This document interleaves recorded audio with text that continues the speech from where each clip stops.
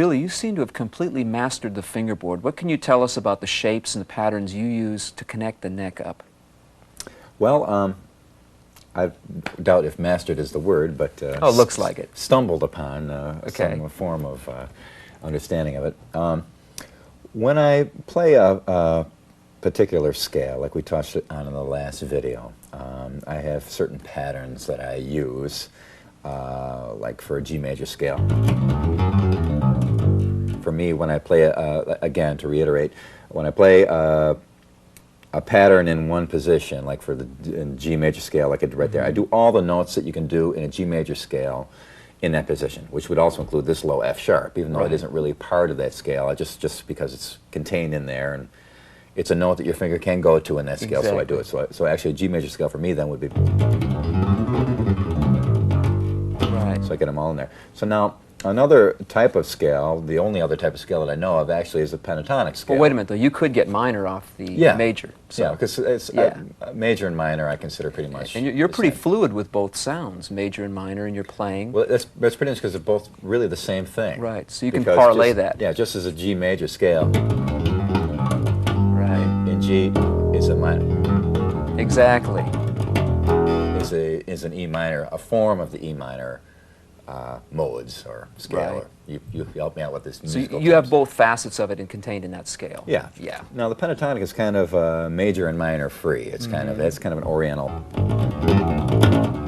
Right. So what it is, actually, when I do it, I also try to do it all the way across the neck. So we're doing 2 notes per string. Let me ask you, because it's a 5-note scale, that's why we're limited to basically 2 notes in the positions as opposed to 3. Good point. Actually, I forgot all about that, but you're totally right. So now if you take part of that pattern,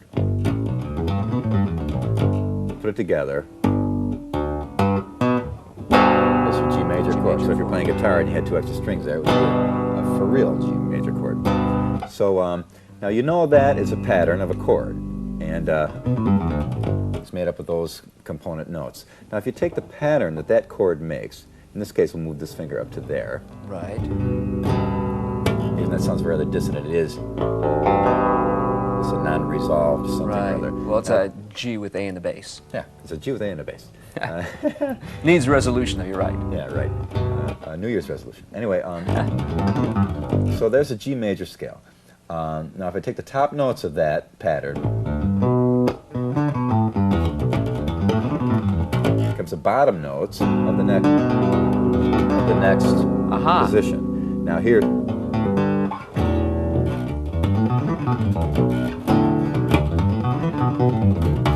there's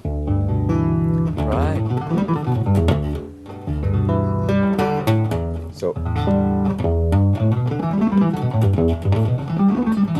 we're back up to the octave. So what I'm doing there is I'm trying to show the top note of each position of a pentatonic scale makes a pattern, which in itself is a chord, basically.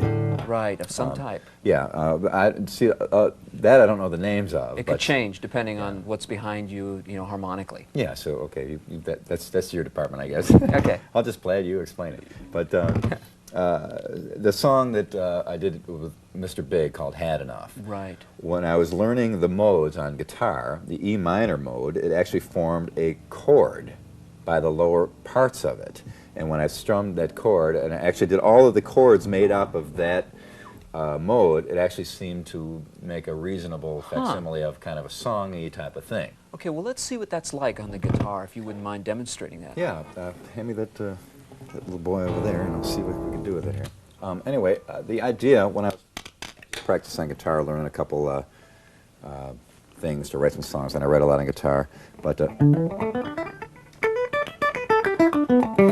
which sounds like an Allman Brothers song, doesn't it? It does, yeah. It has that country flavor to it. Anyway, so I noticed that that chord that made was part of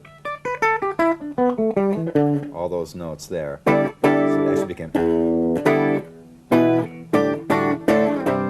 Yeah. It became part of the... So you derive those chords from the mode. Right, so it's an E minor kind of mode.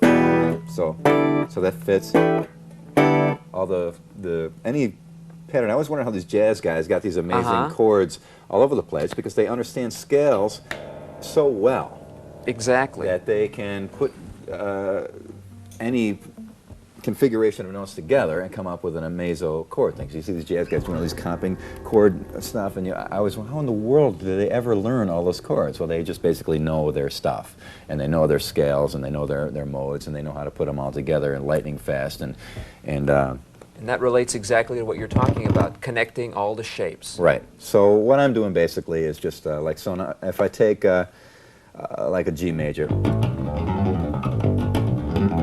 the pentatonic version.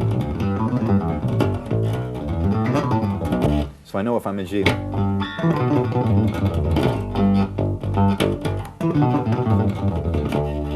All those. Ah. It's all in G. So if I'm playing in the key of G, it's easy to find a spot to go to, because you know that's your spot. Then you just do variations, part of one, part of another. So Now, do you visualize the note G somewhere in those shapes? sometimes I do. Like, for example, G major.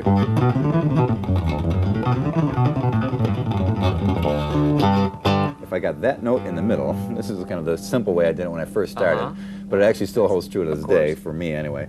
2 whole steps here, 2 whole steps here, and 2 whole steps on the string underneath.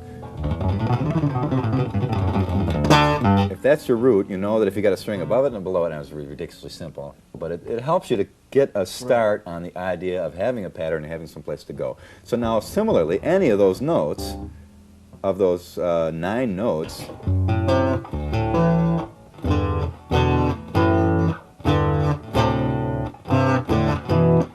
work with that. Various combinations can be created. Yeah. All basically in the key. You can, of course, I'm stretching a point, and I don't understand it musically enough to really explain it in those terms, but I'm explaining it in pattern terms. Exactly. So now, once you know that there's your, so that pattern works up here,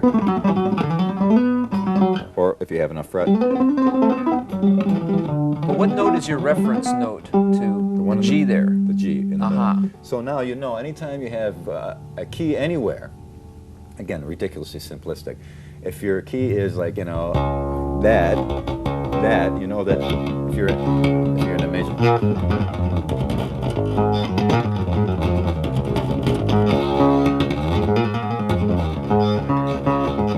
you know that your pattern around that is such. Of course, there's a million other patterns around it within the context of a major scale. But So all these things are movable, and they remain symmetrical. They remain Meaning relatively that, the same. So if you have a particular note, and it's a major scale, and it starts and has that note there in it, you know that you've got all those notes around it that you can go to play if you so desire. So it's really a matter of being selective then with the notes. Once you've accumulated a lot of them, you become selective with what you play out of those patterns. Exactly. So now, instead of just doing it rote pattern thinking, once you're used to moving in those patterns, and you can kind of just step back and let that little machine you created with your hands kind of direct it from like a remote control thing. Like directing the machine, the analogy you made speaking earlier about how you use scales. Yeah, basically you just create a hand that does all the moves, and then you sit back and kind of with your little remote control, like you would a little race car or something, and make it work around. That's pretty much how I play, because I don't really think about the scales I'm doing. I don't think about what's going on. I'm just kind of reaching into the cosmos or the ozone or whatever zone that it happens to be, and trying to find some areas there that kind of relay what I'm feeling and thinking at the time, or you know, on stage or in the studio, whatever. But to give you an idea, all those notes that I played are those 9 notes that work around this G, G included. If you're just... Are there some specific areas of movement that are better than others in connecting these shapes? Well, you get used to certain moves with your hands. Like for a long time, for many years, that was my move. So whenever I was solo, if it was an E minor, which is the relative minor to G major. Right.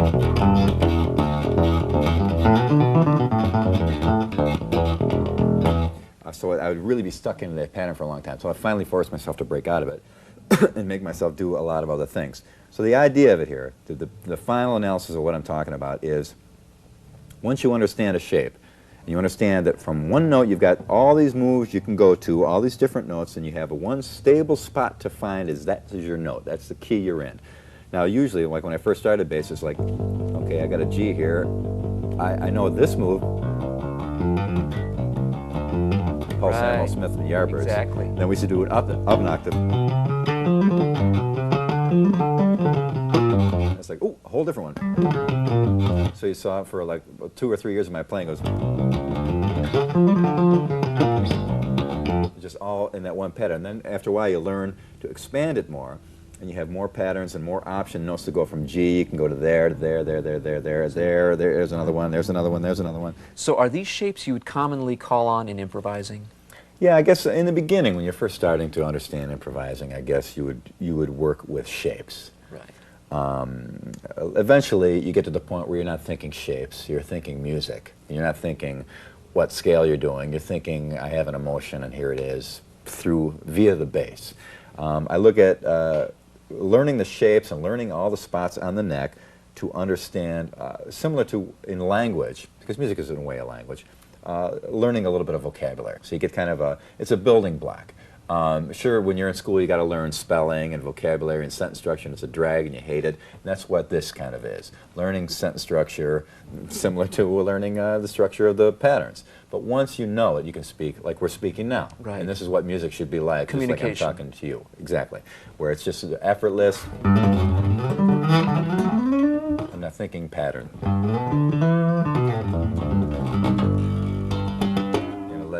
Let it fly. And all that comes, the fluidity of being able to just play something, play something, just to play it, comes from just years of learning what in the world is going on in this space right here. It's a very small amount of space, but you have to understand the patterns and the tunings and all the things that different emotions and major, minor will give you and everything like that. Once you know that, then it becomes music again. So it's all contained in those sets of intervals that we'd spoken about, their orders, and finally the patterns, how they recur. Yeah, that's the technology of it. Right. In real life, you want to play it. So that's instructing or explaining, this is not real life. This you have to absorb it and recreate with it. This is the foundation. Yeah.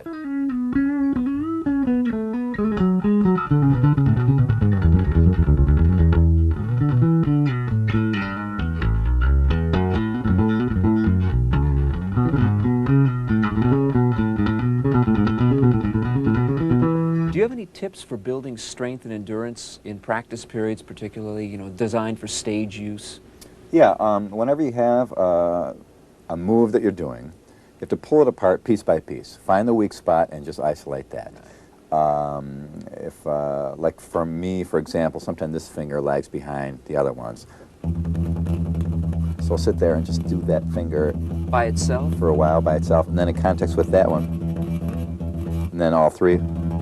Then reverse, and then reverse that way, and just do with those two together, and then by itself, all different strings and every different combination, so you get that finger up to its normal strength again. So when you're having trouble, sometimes it's really hard to pull a lick apart because it goes by real fast, and you're not sure really what's wrong with it. So do it real slow. Take it, like. How slow would you do it, for example, if you had to demonstrate that? Like.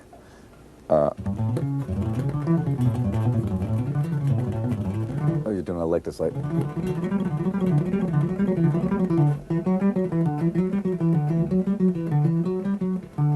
it slower and harder as well, push harder. Yeah, so you can kind of see which, because as you hear in there's certain skip notes, and you really analyze it close, it's not quite right. When you're playing live a lot of stuff is blowing by and you don't really notice it. And you can have a lot of inconsistencies in your playing that you're not aware of. So a lot of times just to stop, slow down, go sit in a dressing room or a quiet room and work it out and find the weak spot and pound on it.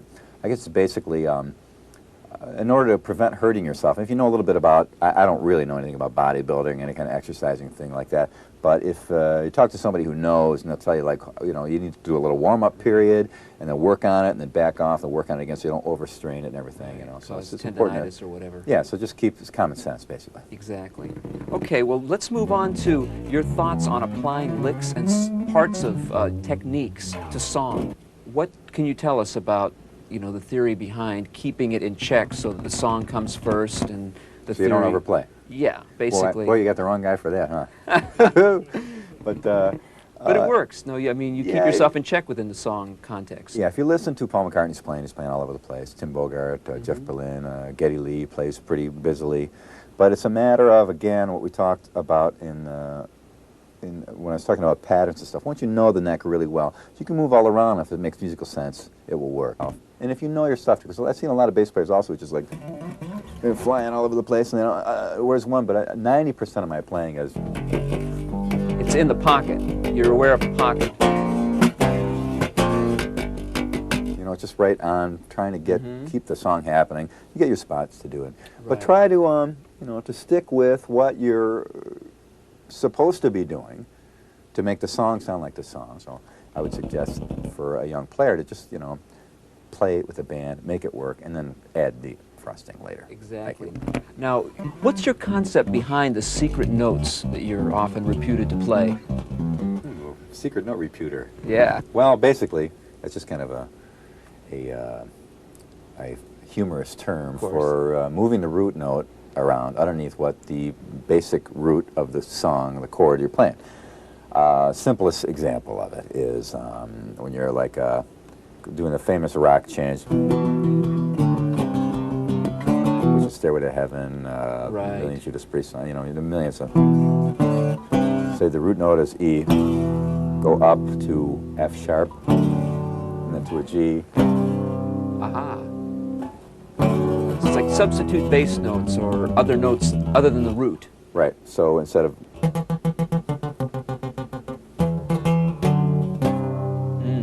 so that works because those notes are in that chord somewhere. But that's the simple version. We do now we're doing live Blame It on My Youth. I'm like a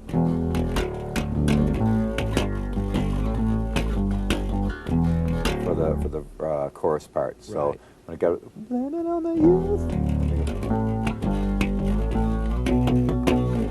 I go up to the Aha. what is that? It's a B. I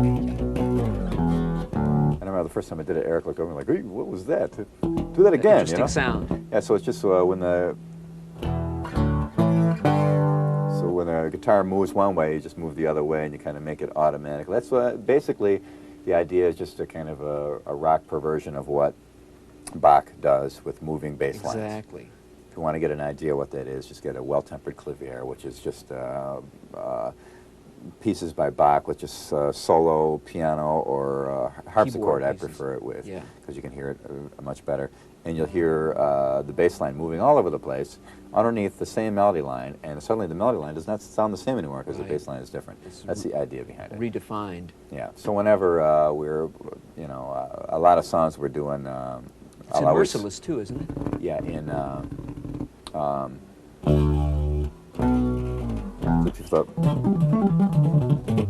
just before that part. Paul goes to a D sharp chord. Yeah. Right. Oops, to the E. Well, I did that one night too. Yeah. But and whenever you make a mistake, just play it again. It'll sound like you meant to do it. So That's a good rule to keep in mind. I've done that many times, and then left it in the song because it actually worked after a while. So Do you ever practice that at home too? making mistakes. Oh, that's all I practice. Getting out of them. Oh, that's all I practice there. Right.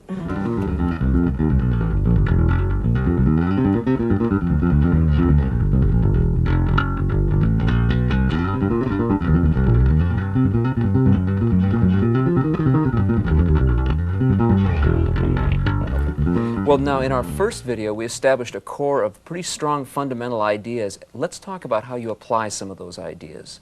Okay. I'm specifically referring to the beginning of the Had Enough song, where you play an intro bass solo. Yeah. It contains a lot of your interesting techniques. When I first started seeing guys doing sweep things on guitar, Right.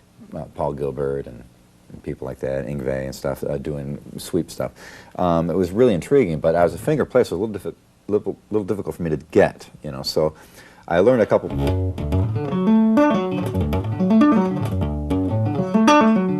But for me, that was was a little awkward, so I had to think of a way to do kind of a sweep sounding thing Right. that I could play while I'm standing up, while I'm running across the stage, while the monitors are feeding back, and you know, Yeah. all the accompanying pitfalls that occur when you're playing live. So one of the things that came up was a way to. It's not a full, a wide bandwidth sweep, but it's a more compact version of it. But for me, it's way more effective. And what that is I take like an E minor kind of figure there. So what I'm doing there basically is three things. I don't know how I came up with this, but it just kind of popped in. Kind of a flamenco. Oh, like a roll.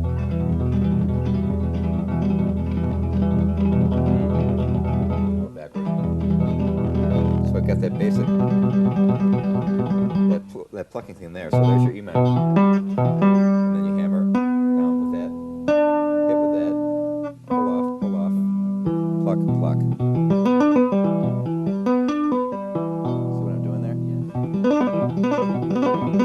Similar to the Rasguiado technique. Boy, if you say so. I with extra cheese, maybe on that. But it's a bunch of techniques all together. Just hit the wrong note. So what I did is I went.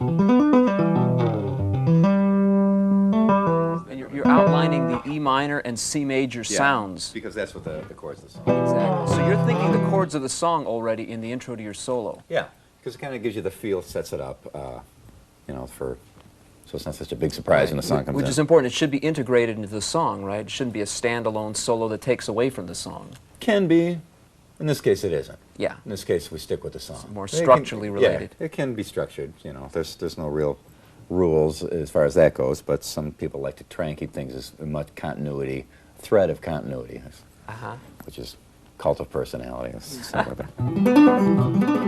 we got this thing here in E minor. I could resolve it by hitting the high E there, actually, but I'm hitting the D.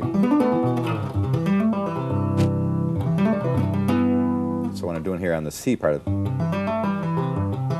when I'm hitting it, I'm hitting a fifth here. Right. So then. Aha. It's a kind of cool kind of Ending chord with two there. tapped fifths in a sense. Yeah. So it's.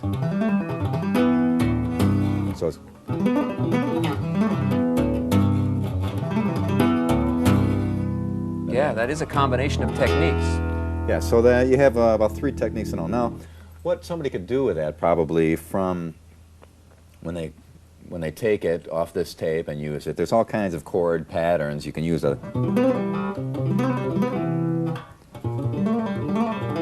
Right.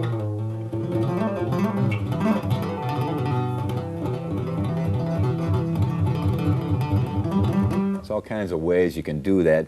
So once you get that technique down, we can do that pluck. There's all kinds of variation you can do with it. A lot of times when I show people something or explain something that I've played, I'll come back and see some guy like about a year later, and he's like gone way off in left field and did all kinds of things that I never even thought of. So hopefully everybody that could pick up some portion or this whole thing, you know, a year from now, it will become their own, and you can do all kinds of stuff all down the neck with it. That's just, I do a couple variations on it too in my solos, but for the sake of time, that's basically where it comes from. Would you show us the tap-on technique you use in Addicted to That Rush? Yeah, that's basically the thing starts out with like a trill. With the left hand doing a trill, probably go like that's about like average speed. Some people do way faster, some people not as fast, whatever, doesn't matter. But I managed to bring this one around and get it in between. So when it's going,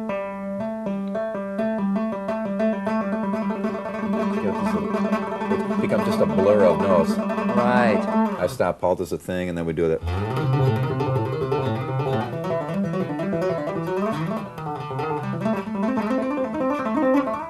Oh, wait a second. Could you slow that down Sure, and break that down a bit for us? Because it's really easy. There's nothing to it, really. It's very simple.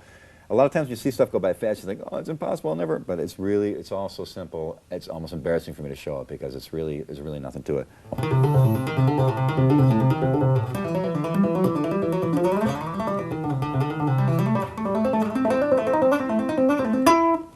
That's basically all there is to it. So you're just taking the same move and just kind of moving it around within the framework of the key that you're in. Then, next string. Then.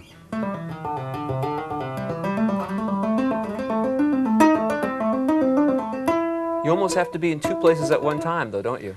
Yeah, because a lot of what passes for speed and agility is just basically the ability for one finger to get out of the way of the other one so it can do its thing. Because I'm never ever going any faster than, my fingers don't move any faster than for hammering on. So when you see, a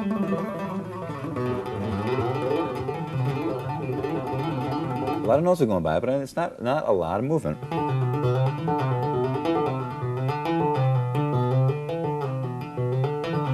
The actual movement I'm doing is not a lot of hand movement, but it's just a coordination of the two. It becomes kind of a natural flow to it. And when you slow it down, take your time and really do it slow, strong, so all the notes are even. When you speed it up, it becomes just kind of like turning on a faucet. It really kind of flows.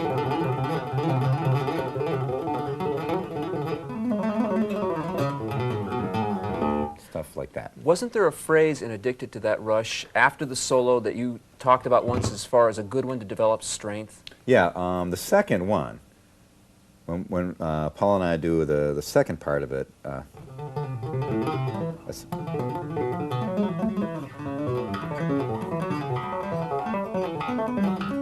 that's the one, yeah. It's really hard because for guitar players, the strings are lighter, and it's a lot easier to just kind of roll off the strings, and a lot of sound comes up. For bass, you really gotta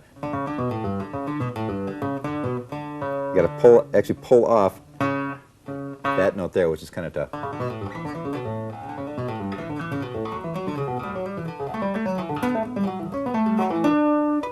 Oof, there's that note again. It's built into the bass. There you go. You know, that occurs to me that you're using shapes again. Exactly. Now, all the stuff I said earlier about shapes applies here.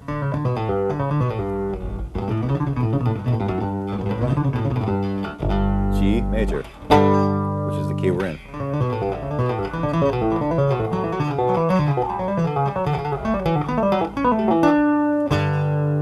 And then I forget what chord it goes to from there, but that's basically Go back to the chorus. That goes into the. Right. But that's. Which reminds me, you are also known for using chords a lot. Yeah. So you just played a couple. Could you tell us a little bit about the chords? Yeah, when I'm playing style you've developed. Yeah, when I'm playing live all the time, instead of just hitting a really hard part that's going to hit an A note, I always hit the whole as many A notes as there are on the bass. Why not? Because I've always played like 3-piece bands, and as much noise, as much sound you can get in there, go for it. So a lot of endings, instead of just a big, instead of that little, hit the whole thing. As many notes that work in E as possible. So that helps to kind of bring a 3-piece band, an extra invisible guy along. So for bass, as many chords as there are on any other instrument, only you're going to have to work with 4 notes. So the basic major, minor, suspended, and then any variation thereof. But understand with the bass, to play a chord on it, you're going to have to really to stick with with fifths and octave sounding things, because you get into these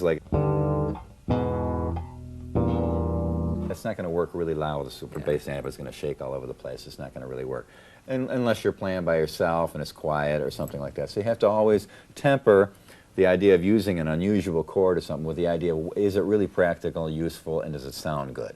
Right. Rather than trying to think, oh, technically it works, so I'll do, it doesn't always work. And when you're out in the audience watching and you don't know anything about bass or guitar, you just hear something where, somebody looks at each other and goes, this doesn't sound good. They don't know why, but it's just because you have to temper that with a little bit of, what is that, taste? Something like that.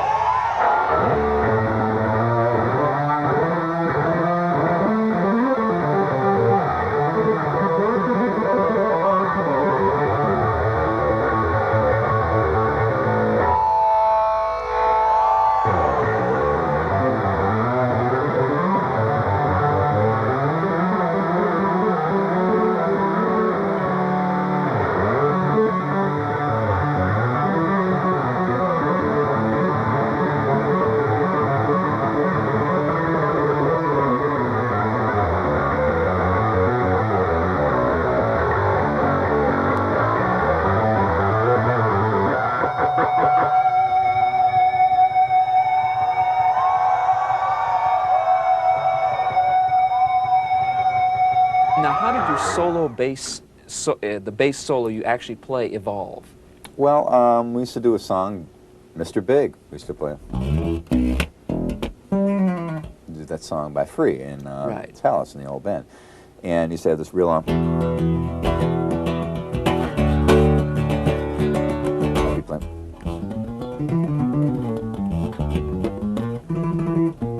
That note though.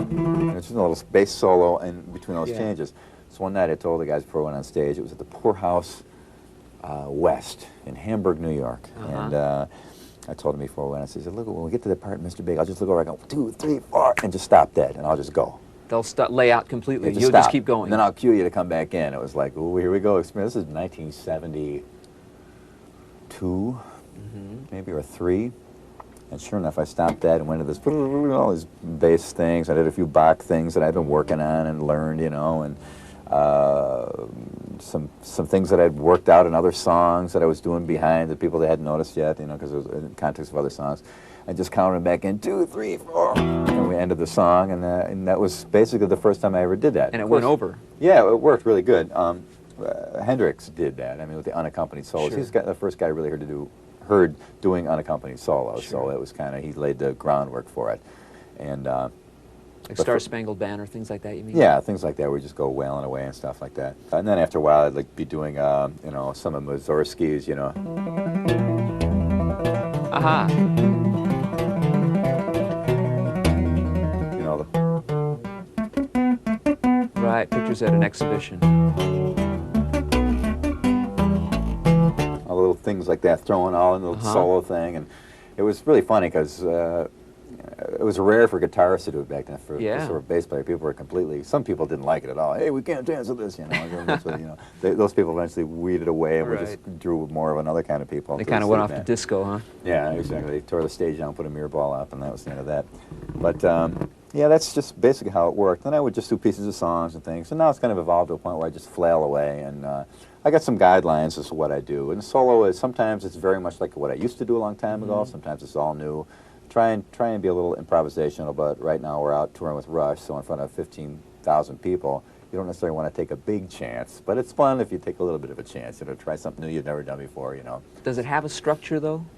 I play loosely. Yeah, I play some wild stuff. I back it down. I play some quiet stuff, and I come back and do some more stuff. You know, and within context, at some point or another, there's various things that I've done throughout my whole life, and every night I'll always do something that I haven't done before or I haven't tried before, some combination of things. So it's always different. The solo's always different, but it has basically the context of, like a lot of classical pieces, you start out with the main theme, you back off, and you do a couple sub things, and you come back in with a big grandiose finish. You know, so that's pretty much what it is. And then we go right into Addicted, and the solo now with a little part, and then Pat comes in and does the drum things, and Paul comes in and we trade some stuff off, and that's our story, sad but true.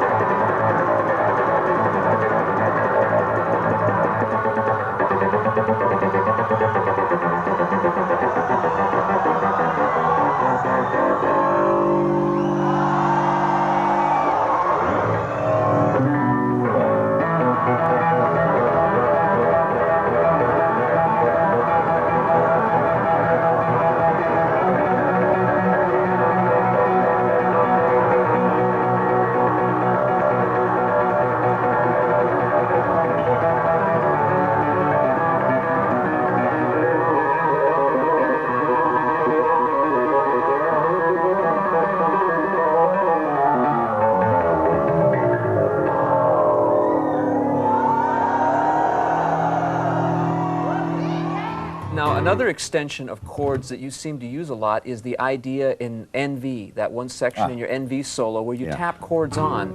Yeah, that was back in about 1983 or 82 even. I don't even know where it came from. I was just kind of, I was doing holding a chord and doing a little trill on top of it. There's a D major chord. I found out that all those notes there kind of worked. So again, looking at the simplistic point of view that I did and still do sometimes. Now I made the chord a minor, which means this note does not work. This has got to go. Right. So it's.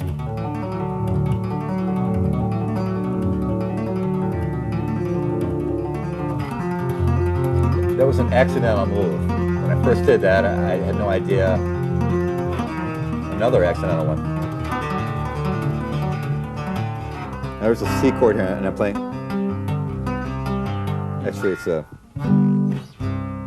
G major chord over a C. Yeah. See how that works? Exactly.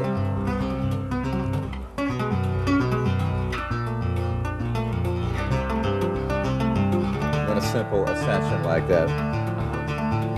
The fingering is kind of tricky. I saw when I did a clinic in Japan, I saw a kid try to do that, and he had the whole thing, but he had these fingerings that were all like, oh, really? all over the place. But it's actually, again, a lot of times when you hear something, it sounds more complicated than it really is. When people are watching me play, I know they have a puzzled look on their face, like going, I'm hearing all these notes, but he's not really, doesn't really look like he's doing anything, because I'm really not. I mean, it's just a way of economy of motion, like we talked about last time. There's more logic, maybe, in what you're doing than what they're expecting to hear. Yeah. They expect it to be tricky, in other words, so they're looking for the tricky way of executing it. Right, but in actual fact, when you're playing live, you want to keep it as least tricky for you as possible. Because you could probably do some histrionics and acrobatic kind of moves there, but when you're, like, running across the stage, it doesn't always work. So I try to do things that really depend on strength. You can really get a really strong, hard tone on that you can, that aren't so weirdly esoteric that it's going to be difficult for you to just summon up at any given time from your imagination. What are some of the other key points that you like in your NV solo? There's a couple like... Now, how did that develop, that idea? Was taken from the Van Halen. Oh, Mean Street. That thing there, which I don't want to play too much of to encroach upon Eddie's thing. But when I first saw him doing that in 1980, it was part of a solo, and later on he put it into the intro of a song. An amazing piece of music, and it's actually, I think, from what I understand, taken from a bass slap figure. Because Eddie's a great bass player and a good drummer too. It helps out his guitar playing. That's why I urge bass players to learn a little bit about guitar and definitely a lot about drums, because it helps out your playing a lot. So remember that. Remember that. So so that tapping thing, because I never did the thumb thing. I can't. I'm just not. I practice it once in a while, but so many other guys have it so much better than I do. Why even bother? You know, just call you them probably if you could, but you got priorities. Yeah, I would like to, because it's really great. But so I just did a lot of tapping with this finger naturally, because I never even really knew about the thumb stuff because of most of the stuff I played didn't require it in most rock bands. Just a way of you're hitting on the octave.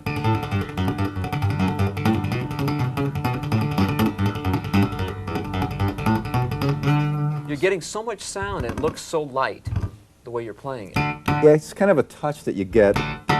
Your finger actually kind of bounces off. A lot of guys like hold it on there too long. It's just kind of a way of bouncing your fingers both on the right and left hand. Now what's happening in your left hand at that point?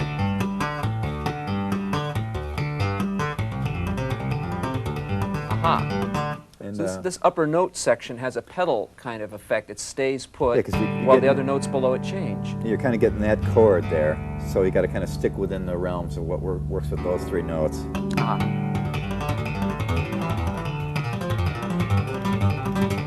So it gets pretty elaborate. Yeah, so now anybody watching this can take that and do any kind of chord structure in the world they possibly conceive of. It should be in one key, similar key, chord changes related. Or experiment.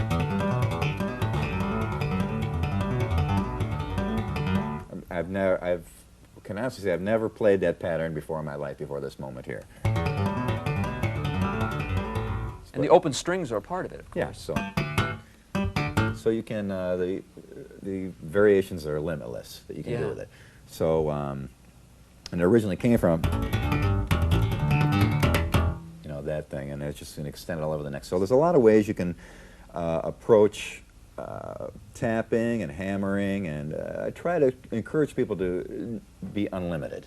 And every time you come up with something, understand, like for a long time in my solos, in the old days, I would always just... So what that is. Kind of a raking, half hammer technique here. Get a really get a real fast thing out of it now. And you're barring under there too, as well. Yeah, I'm holding these notes here, and barring here too.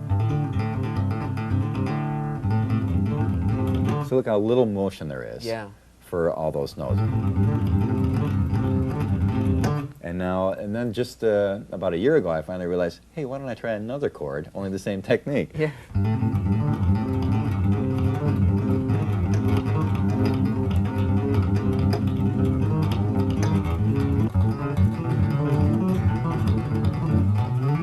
So there's no limit to how many variations you can do. And now somebody out there that has a better grasp of chord structures than I do can do the same technique. Because once in a while you get into a spot with your hands where they do a certain thing and you do it really well. A little bit of variation, you can change it around. So once you got a real good technique move, learn how to make it more musical. Right. Where a lot of guys get this technique thing and they just do technique, technique, technique, you know, all over the place. We realize that that's like your building block. Like when I first did hammer-ons and stuff like that, after a while I realized, oh, you can move that around, that hand, and you can move this hand around too. You can do extra finger. And so this pretty soon, you know, the whole world, everybody knows what the hammer-ons are all over the place. Right. So the same idea with it.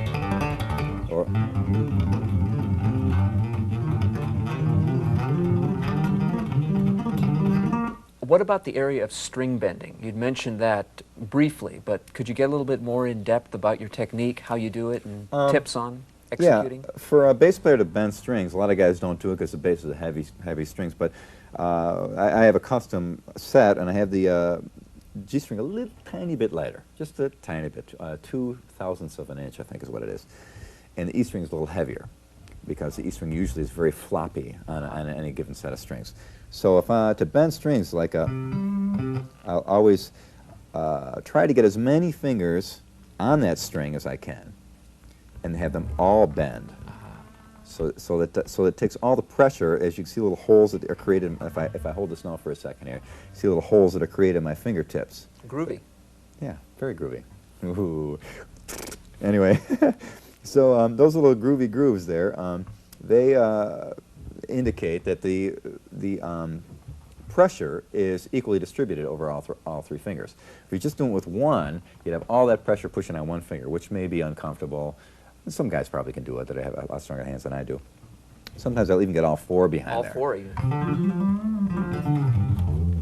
But what I generally tend to do when I get behind something like that, I try to keep as many fingers on it, and I kind of roll my fingers down and push it up that way. So some movement's coming from the wrist, apparently, too. Yeah, I'm actually, good point, because I never even realized that. It's kind of a leveraging, almost. Yeah, I'm kind of the vibrato part comes from that. I have these top frets scalloped down on these basses, too, to make a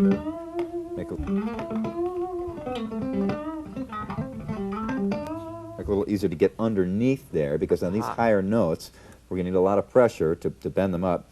I tend to bend down underneath and push up.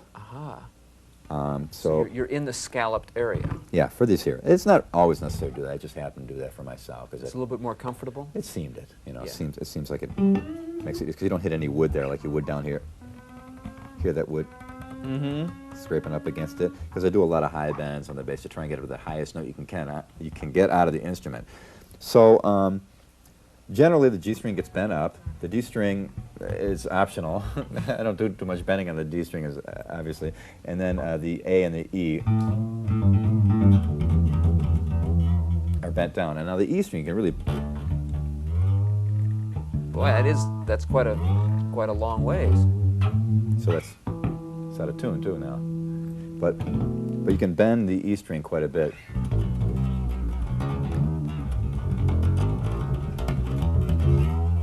So the lower strings are looser by nature, and the higher strings are tighter.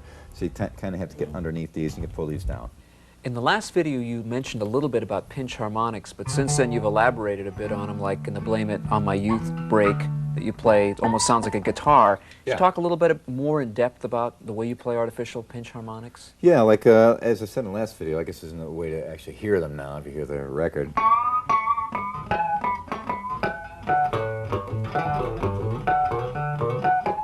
A lot of it is limited. You can't really do a lot of fast picking because you got to. That's what as fast as you'll get, as I'll get anyway. Somebody else probably do faster. But anywhere on the string, there's a harmonic in there. So when you're playing live, you get that real. It's like you know, our sound man in our shows uses that to kind of judge where the bass becomes sometimes the second guitar for moves like that while Paul's playing the chords and stuff. I'm doing that. What would it sound like if you played it without the harmonics, just for contrast? And then with the harmonics? Yeah. Something like that. Makes it much more interesting. Yeah, because it's colorful. If you don't really need the note for like a root or something? Yeah, to establish. And it's also, if you did play like that, it kind of gets to make a lot of frequencies there. So we just kind of cut out the low frequencies and just go for the real high ones again. So it doesn't get in the way of what the guitar is doing or what the singer's singing in a way. So Are you going for specific placement, though, when you play that? Or? I think I accidentally get specific placement because what I do is my hand's here, so when I go below this pickup, it's kind So you visualize against the pickup in relation to the pickup? it's just kind of a natural thing that my hand falls at because you can't do it over the pickup because then I don't have room to reach underneath, and here this big pickup's in my way, so we got one other option right here, so that's kind of, that's where it kind of ends up, natural selection kind of. Yeah, that's great. I've seen you do something that I've never seen any other bass player do, and that's bend the neck while you're playing it. Could you give us a little bit of a rundown of what you do? Yeah, I think I first got that. I'm sure a lot of other guys do it. Maybe you got to go out and see more bass players there. Yeah. But anyway, I think I got it originally from Pete Townsend, because like the beginning of I Won't Get Fooled Again. See him shake his neck around a little bit live, and I think, God, it's got to work on bass, forcing guitar. You know, that's generally the rule of thumb. So a lot of times when I do like a harmonic, I'll just kind of get better, and actually you hit the low note. It's quite down to a D. Yeah. But we got to be careful how your bass is connected here. And now, what's the actual mechanics behind what's going on? A lot of it has to do with how the strap is together. That's why I used to stretch my strap out all the time. I'd be playing, everything would be fine, like I talked about again in the first video, not to be redundant, but how if the strap would change its size, all the angles of my hand would change as the bass moved down away from me as the strap got longer. The reason why the strap was getting longer is I was doing all these. So what I'm doing is the strap goes all the way around me, connects here and here, and I'm pushing up against it, and this is the fulcrum. That's holding in place. Wow, that's quite a change. You can really see the strings go away. Far down the neck, actually. Boy, if this broke right now, that'd be. So there's a lot, it's kind of a way to simulate. I was going to say simulate the vibrato arm. We used to do like any Hendrix kind of.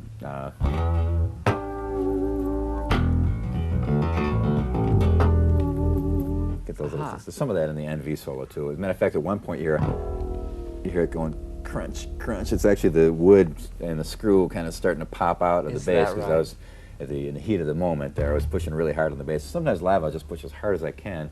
And the only thing wrong with it though is it sometimes picks the strings up off the pick, or moves them up away from the pickup so it's not as quite as loud.